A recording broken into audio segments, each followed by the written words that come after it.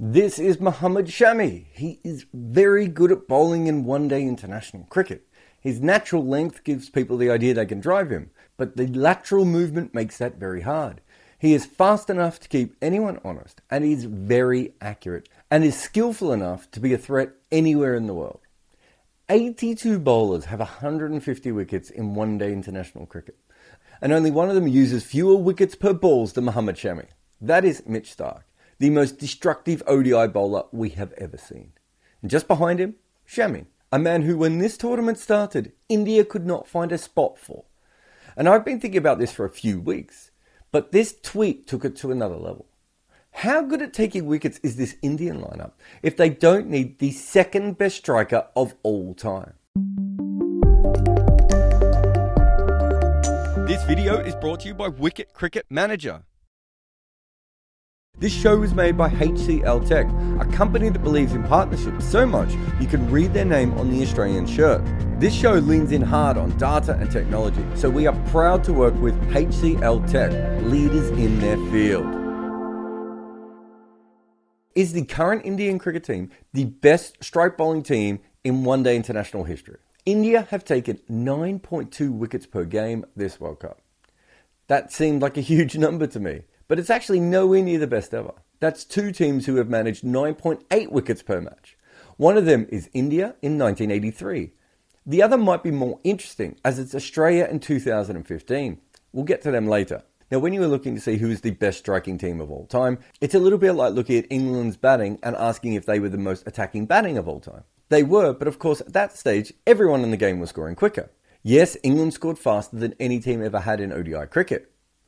So that means that technically they were the fastest, but other teams might have been faster in their era comparatively.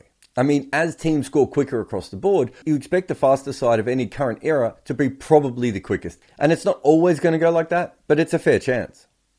Well, with that in mind, India may also be the best strike bowling team we have ever seen. And here is the reason. Outside some early red ball ODI years that had lots of wickets, mostly in England, dismissals didn't come that often in ODI cricket. It's only now as teams have started to attack more and allowing for more chances have the bowlers taken. So in the white ball era, this is the best strike rate we have ever seen in 50 overs. So it would make sense that if India have the best strike bowlers right now, they would be the greatest strike bowlers ever in existence. And when I started researching this, I found that India already has a calendar year with the most wickets. In 1999, they played 43 matches and took 327 wickets. That is a lot of games and a lot of wickets. But it tells us more about how often they played than anything else. India in 2023 is actually pretty high on this list, despite only playing 26 matches so far. They are also doing quite well on the bowling averages all-time list. Though the 1986 West Indies team took their wickets at better than 20, the only team to ever do that for a year. Though sadly for current Windies fans, 2017 they have the highest average ever.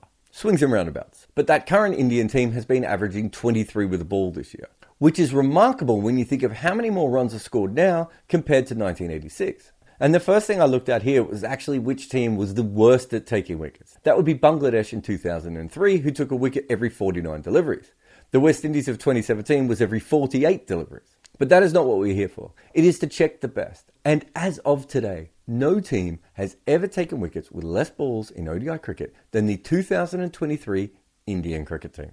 The only team close is the Australians in 2015. I told you they'd come up again.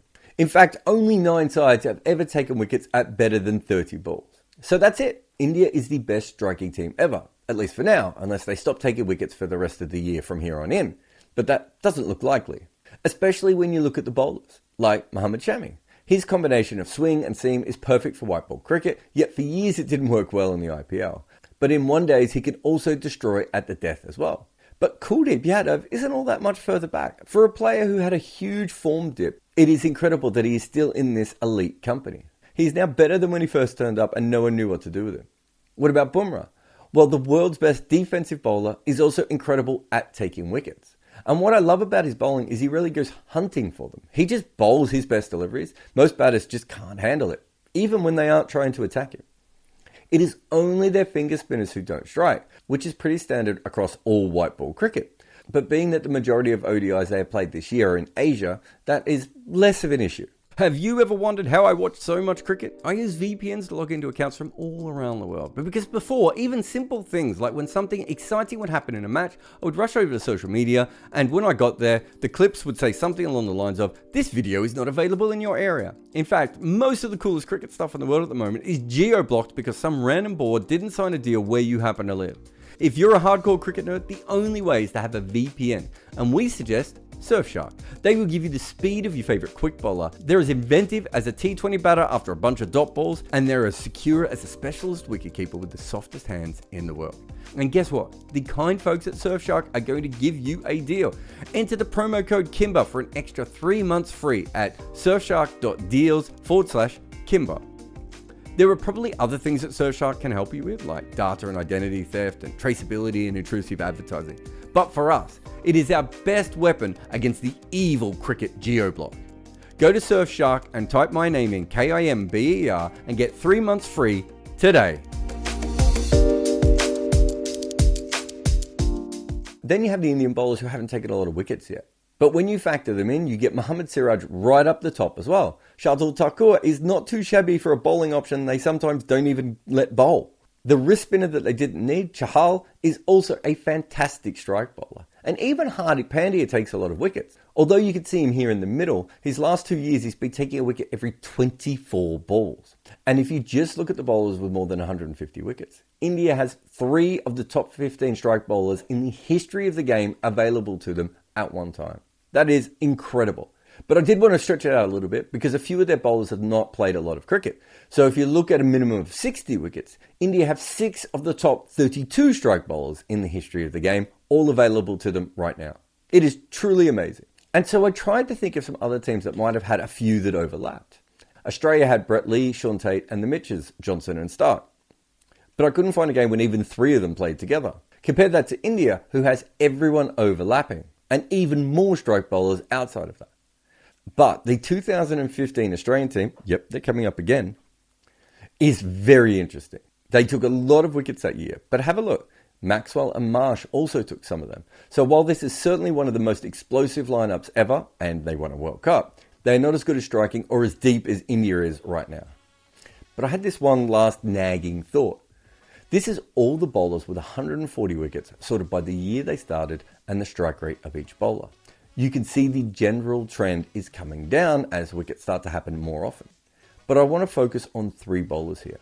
Shoaib Akhtar, Saqlain Mushtaq and Waqar Younis. You can see in their era they were all elite strike bowlers. These guys actually played 21 matches together for Pakistan from 1999 until 2003.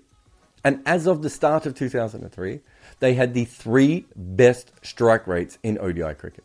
And you could see it also wasn't just them. They also had Wasim Akram and Abdul Razak. So available to them at that stage were not just the 3 greatest strikers that had ever existed in one-day cricket, but 5 of the 17 best strike rates that had ever existed in cricket. Adjusted for era, it would be hard to argue that late 90s and early 2000s Pakistan had the best strike bowling team ever available to them. They just had weapons that no team had ever seen before or since. But in this World Cup, we have the Indian team who can pick 6 bowlers in a match and ignore one for fun. Who can leave R. Ashwin on the shelf like the world's most expensive bric-a-brac. And more than that, they had the 2nd greatest strike bowler in the history of ODI cricket. And for the first 4 games, they left him on the bench and still didn't lose a game. When adjusting for strike rate deflation, Pakistan of 2000 might have them covered. But it's also true right now that India has the lowest balls per wicket of any team in the history of 50 over cricket.